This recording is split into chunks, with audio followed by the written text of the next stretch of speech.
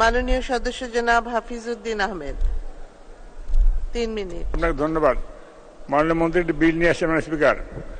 বিলটা আমি জনমত যাচাইয়ের কথা বলেছিলাম, সুযোগ নেই। আমার উত্থাপনী বিষয় ছিল দফা 6-এর 3 দফা একটি, দফা 7-এর 7 দফা একটি, দফা 8-এর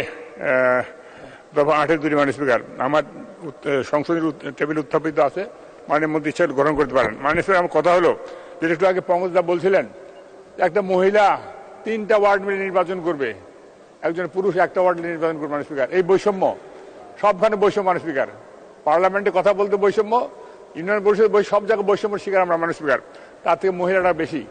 তা আমি আজকে মাননীয় প্রধানমন্ত্রীকে অনুরোধ করবো যে আপনি মহিলাদের জন্য অনেক কিছু করেছেন, অনেক জায়গায় ভালো জায়গায় নিয়েছেন।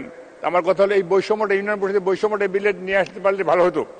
পাশাপাশি এখানে সচিব, যুগ যুগ ধরে সচিব দেখে আসছে। মাননীয় স্পিকার, আপনারও সচিব আছে, মাননীয় প্রধানমন্ত্রীর সচিব আছে, আমাদের কি বলে মন্ত্রী মহোদয়ের সচিব আছে। এখানে এই সচিবদের নাম পরিবর্তন করে প্রশাসনিক কর্মকর্তারা হোক না কেন, এখানে কেন করা হয় না? ওই ইউনিয়ন পরিষদে কেন সবাই সচিব? প্রশাসনিক কর্মকর্তা মানে মানুষ বলে একটা ক্ষমতাবান ব্যক্তি।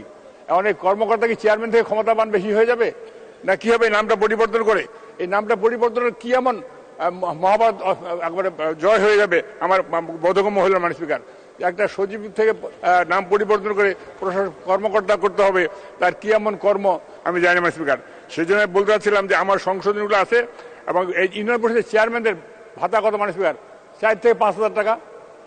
একটা মেম্বারের ভাতা কত? 1.5 থেকে 2 হাজার টাকা।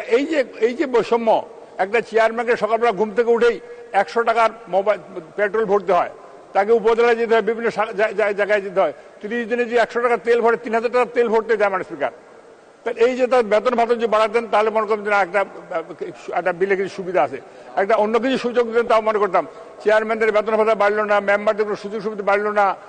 এরা শুধু প্রশাসনিক কর্মকর্তার দায়িত্ব, সব গ্রাম্য আদালত করবেন, বিচার করবেন, সালিশ করবেন, মারামারি হবে সেখানে যাবেন, সব দায়িত্ব চেয়ারম্যান মেম্বারদের। কিন্তু তাদের সুযোগ সুবিধা অত্যন্ত কম। মাননীয় স্পিকার, শুধু আমরা এমপি সাহেবরা সুযোগ সুবিধা নিচ্ছি, অনেকেই বলেন এখানে কি সুযোগ সুবিধা আপনি ভালো জানেন। সেই জন্য বলতে চাই আজকে চেয়ারম্যান মেম্বারদের ভাতা বৃদ্ধি করা হোক, তা না হলে তারা দুর্নীতি করবেই, তারা অন্যায় করবে। কারণ এই খরচগুলো মেটাবে কিভাবে? আপনি নিজেও বললেন, আপনি একজন এলাকার নির্বাচিত এমপি। মাননীয় স্পিকার, আপনি আপনার চেয়ারম্যান মেম্বারদের কথা শুনবেন, তাদের দুঃখের কথা শুনবেন, শুনলে আপনি বুঝবেন যে আসলে তারা কি কষ্টের মধ্যে আছে। আজকে একটা চেয়ারম্যান মেম্বার নির্বাচন করতে লক্ষ লক্ষ টাকা খরচ। এই টাকাটা কিভাবে তারা তুলবে আমি জানি না। অনেকে জমি বন্ধক দিয়ে করেন, অনেকে বড় গহনা বন্ধক দিয়ে করেন, অনেকে সুদের উপর টাকা নিয়ে নির্বাচন করেন, তারপর তাদের মাথা খারাপ হয়ে যায়। তখন তারা ভিজিপের কার্ড বিক্রি করে, চেয়ার বিক্রি করে, অমুক বিক্রি করে, এইগুলো বিক্রি করে তারা এই খরচ পোষাবার চেষ্টা করে। তাদের কি হয়? চেয়ারম্যান সাহেবরা তার সব লুটপাট খেয়ে গেল, কিন্তু খাইতে বাধ্য হয় আমাদের কর্মের জন্য। সেই জন্য আমি বলতে চাই যে চেয়ারম্যান মেম্বারদের বেতন ভাতা বৃদ্ধি করা হোক এবং প্রশাসনিক কর্মকর্তা যেটা বলা হচ্ছে সেটা সচিব যুগ যুগ ধরে আছে।